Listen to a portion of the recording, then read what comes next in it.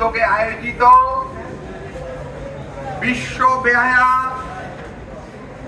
ইসরায়েলের বিরুদ্ধে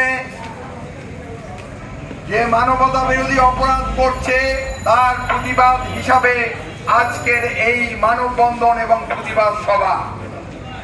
আজকের এই অনুষ্ঠানে সভাপতিত্ব করছেন শ্রদ্ধেয় বড় ভাই জনাব অ্যাডভোকেট মোহাম্মদ মনির হোসেন।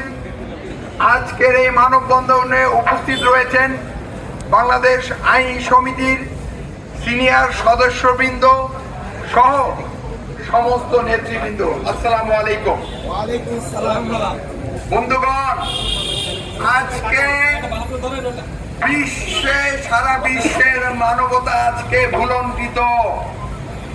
আজকে সারা বিশ্বের মুসলমানকে ঐক্যবদ্ধ হতে হবে এই বেহায়া ইসরায়েলের বিরুদ্ধে, এবং তার প্রাথমিক স্টেপ হিসাবে আমরা যদি প্রত্যেকে নিজের নিজের অবস্থান থেকে ইসরায়েলি পণ্য বর্জন করি তাহলে অর্থনৈতিকভাবে ইসরায়েল পঙ্গু হয়ে যাবে।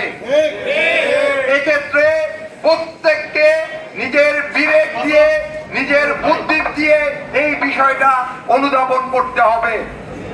আর পাশাপাশি বিশেষ করে ইসরায়েল আমাদের প্রিয় মুসলমান দেশ ফিলিস্তিনের পক্ষে আমাদের প্রত্যেকের দায়িত্ব যে যার অবস্থান থেকে জনমত তৈরি করা, এবং আমি বিশ্বাস করি এই জনমতের মধ্য থেকে ইসরায়েল একটা চাপে পড়বে এবং ইসরায়েল তাদের বিরুদ্ধে অর্থাৎ এই মানবতার বিরুদ্ধে যে ধরনের ধ্বংসযজ্ঞ চালাচ্ছে সেখান থেকে সরে আসতে বাধ্য হবে। অতএব আমরা সবাই ঐক্যবদ্ধ হব ফিলিস্তিনকে রক্ষা করার জন্য, এই প্রত্যাশা ব্যক্ত করে আমি আমার বক্তব্য শেষ করছি। খোদা হাফেজ। বাংলাদেশ জিন্দাবাদ।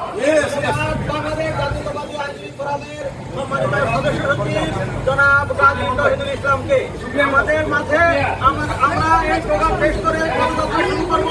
এখন বক্তব্য নিয়ে আসছেন, সংক্ষিপ্ত বক্তব্য নিয়ে আসছেন আমাদের সুপ্রিম কোর্টের সম্মানিত সিনিয়র আইনজীবী জনাব ফিরোজ শাহ। উপস্থিত আজকের এই সমাবেশের মাননীয় সভাপতি এবং বিজ্ঞ আইনজীবী ও সাধারণ মানুষ, আসসালামু আলাইকুম। আমরা জানি প্রতিনিয়ত আমরা খবরে দেখতেছি গাজায় বোমাবর্ষণ করে নারী ও শিশুদেরকে হত্যা করা হচ্ছে।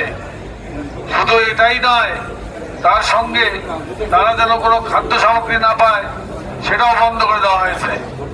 এমনকি যারা অসুস্থ, যারা আহত, তাদের চিকিৎসা সেবাও বন্ধ করে দেওয়া হয়েছে। এর চেয়ে বড় মানবাধিকার লঙ্ঘন পৃথিবীতে আর কিছু আছে বলে আমার জানা নেই।